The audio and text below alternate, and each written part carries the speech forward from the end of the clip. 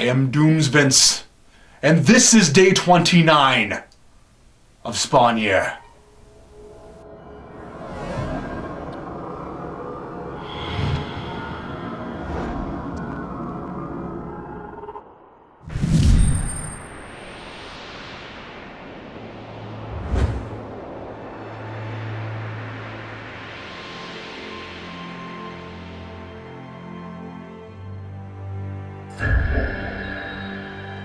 When I am finished writing this entry, I will have officially read 2 full years' worth of the main Spawn title.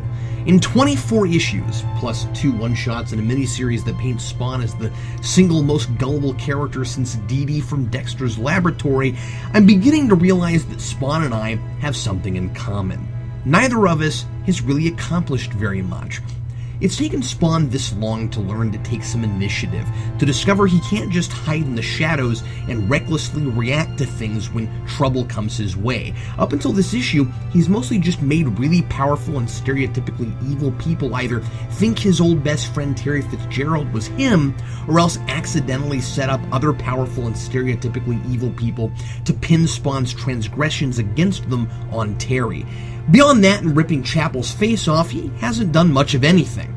Sometimes I wonder if McFarlane really isn't a very good writer, or if the whole thing was just an experiment to see if a comic would be wildly successful just by virtue of having a costume design that was 50 times more interesting than the character wearing it.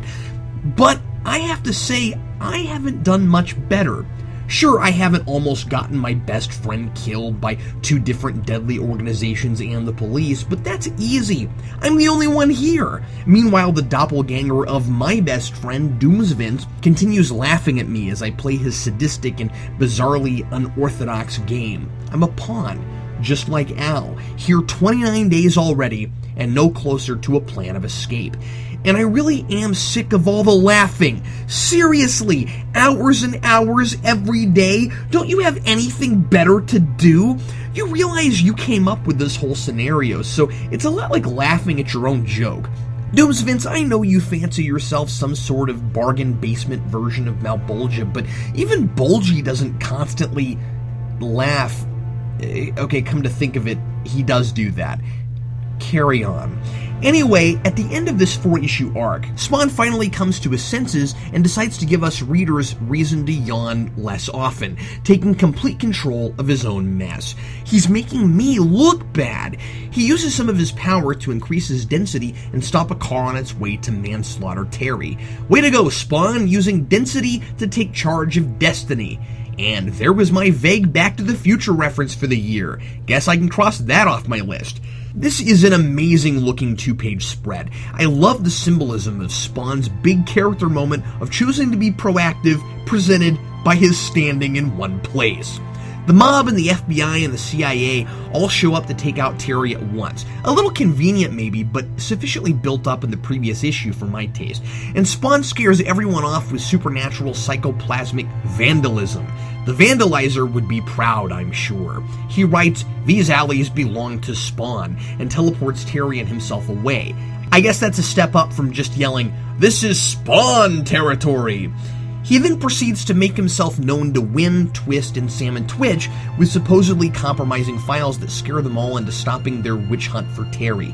I really like this move and how Spawn handles each of them differently. He basically calls Wynn a power-hungry bully, Twist a moron for thinking Terry was Spawn, and Spawn recognizes that Sam and Twitch are the good guys and that it's their boss who's corrupt and whom Spawn needs to keep an eye on.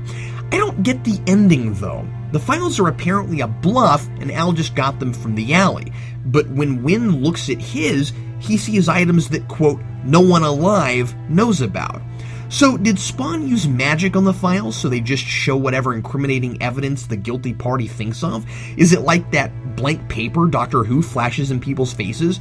Probably, but it isn't made clear. And hey, I'm 2 for 2. There's my conspicuous Doctor Who reference for the year, too. So Spawn has hit a real turning point here, making a concerted effort to not only take responsibility for his actions, but to consciously help where he can, especially where old friends are concerned, and regardless of whether said friend is married to his wife. I really like that Al seems to be refusing to hold that against Terry. So finally, Spawn is taking some control of his life, And here I am just sitting here still writing about it. I never thought I'd say this, but I need to be more like Spawn. But what could I do? I can't make a big green sign marking my territory, or stand in front of a car, or bluff Doomsvince into thinking I have an incriminating file on him. Even if I could, who would I show it to? He's blocking all the doors, he's holding all the keys. Okay, awesome. Morpheus from the Matrix quote. Check. And I still have no choice but to read what he tells me to and write it in my own blood every day. It's not like Spawn has gotten any further away from Malbolge's grip either. He's just actually finally cleaning up his own messes, and I've been duped into being impressed with that. Well, dear reader, I'm glad I took the time here to reason all this out, and I thank you for listening to my ramblings. I don't need to be like Spawn. If Doomsvince is right, and I really am here by my own doing, and the only way out is by writing about these comics, then I'm already cleaning up my own mess, and I'm doing just what I need to be doing. Only 336 more proactive days just like this one. Doomsvince, seriously, if you keep laughing that hard, you're gonna need a lozenge. Signed, Captain Logan.